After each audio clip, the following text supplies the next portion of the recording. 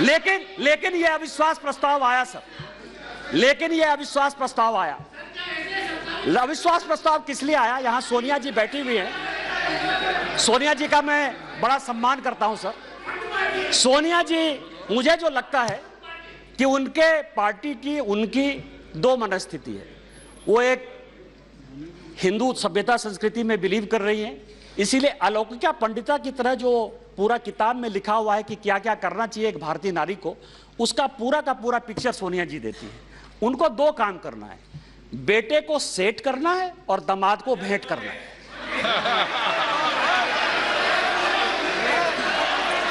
अरे जिसका नेम ले रहा है वो बोले ना, जिसका नेम ले रहा है वो बोले, ये लोग क्यों बोल रहे हैं?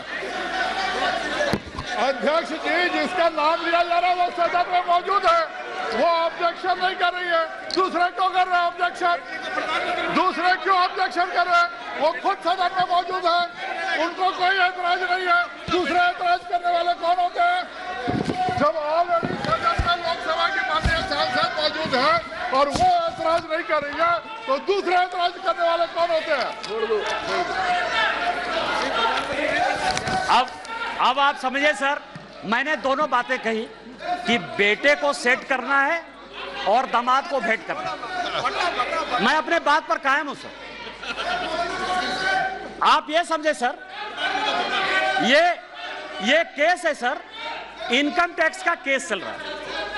नेशनल हेराल्ड का इनकम टैक्स का एक केस चल रहा है ट्रिब्यूनल में। मैं जो भी पेपर कहेगी कांग्रेस, मैं on the floor of the house जो है इसको रखने को तैयार हूं।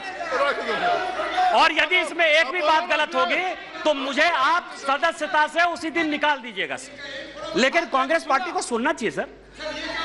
इनकम टैक्स अथॉरिटी ने कहा कि ये फाउंडेशन के जितने इनके केस है, नेशनल हेराल्ड के जितने केस हैं, उसकी असेसमेंट करें। हाई कोर्ट का आदेश सर, हाई कोर्ट का आदेश आ गया, हाई कोर्ट का आदेश आ गया कि इसको जो है सेंट्रलाइज करना है। ये हाई कोर्ट का आदेश है सर। अभी ये सुप्रीम कोर्ट चले गए।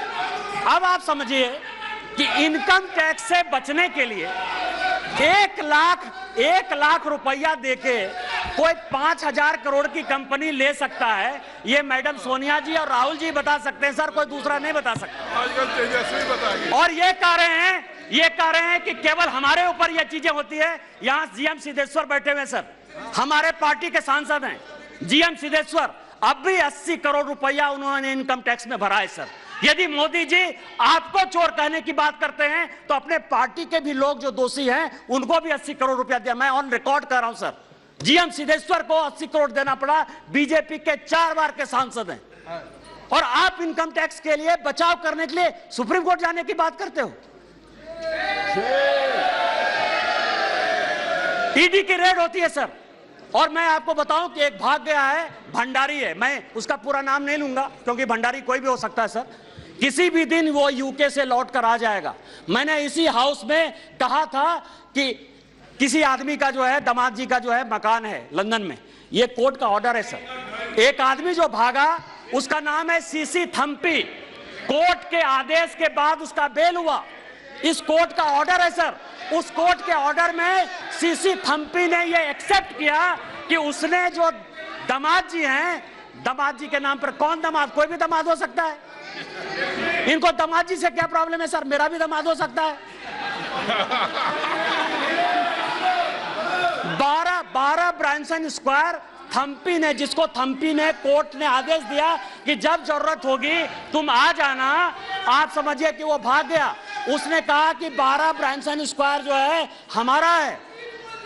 उसी तरह से संजय भंडारी का जो आने वाला है सर, यूके कोर्ट ने जो आदेश किया है उसमें यह बात कहा है कि दामाद जी का वो मकान है। आप क्यों भाग रहे हो? तो जो मैंने आपको कहा कि ये जो अविश्वास प्रस्ताव है सर, ये अविश्वास प्रस्ताव का जो मूल मंत्र है कि बेटे को जो है सेट करना है और दामाद को भेंट करना है। कल जो है सर, कल मेरी बात पर जो है बड़ा हंगामा हुआ, न्यूज क्लिक के ऊपर बड़ा हंगामा हुआ। आज प्रेस कॉन्फ्रेंस हुआ सर।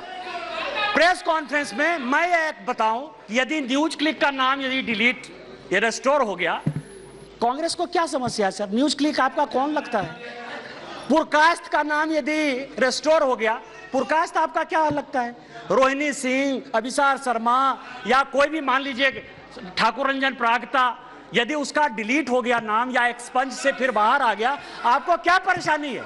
आपका कोई मतलब नहीं है।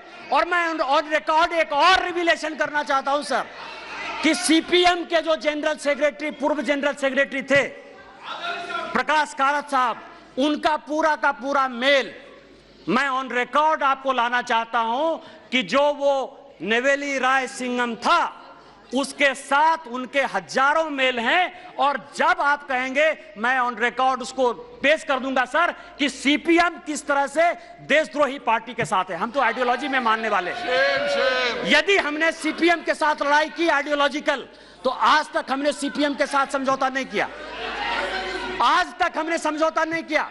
यदि हमने कहा कि कोई मुस्लिम लीग जिसने कि भारत विभाजन किया, आज तक वोट बैंक की राजनीति के बाद हमने मुस्लिम लीग के साथ नहीं लिया। लेकिन आपको जिस कांग्रेस पार्टी ने रोज रोज जलील किया, उसके साथ आप किस आधार पर जो है शासन में हो? मैं आपको बताऊं, मैं आपको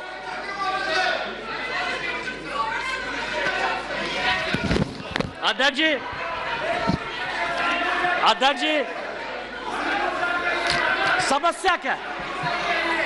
समस्या क्या है कि हमने जो है एक क्विट इंडिया मूवमेंट जो है स्टार्ट किया है।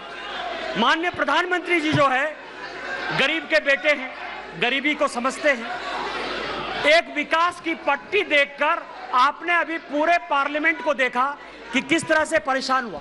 कारण क्या है सर? मैं जिस इलाके से आता हूं, मैं आपको बताता हूं कि रीजन क्या है और इतना बड़ा बखेड़ा क्यों। मैं जिस इलाके से आता हूं वहां संथाल पुराना इलाका है सर।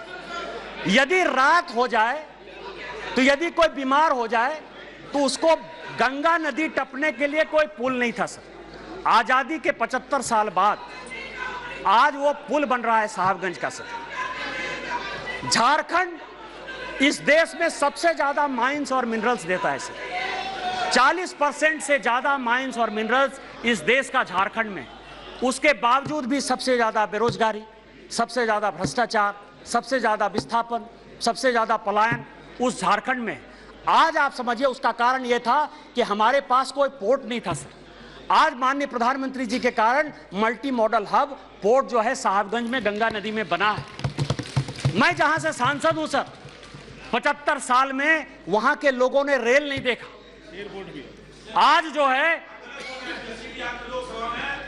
मैं गोड्डा की बात कर रहा हूं, गोड्डा जहां से मैं सांसद हूं, गोड्डा जो मेरा नाम है, मैं आपको बताऊं सर 75 साल में गोड्डा के लोगों ने रेल नहीं देखा। आजादी के 75 साल बाद आज वहां रेल है, उस रेल को देखने के लिए 5 लाख की भीड़ आई थी। आज ये सिचुएशन है सर।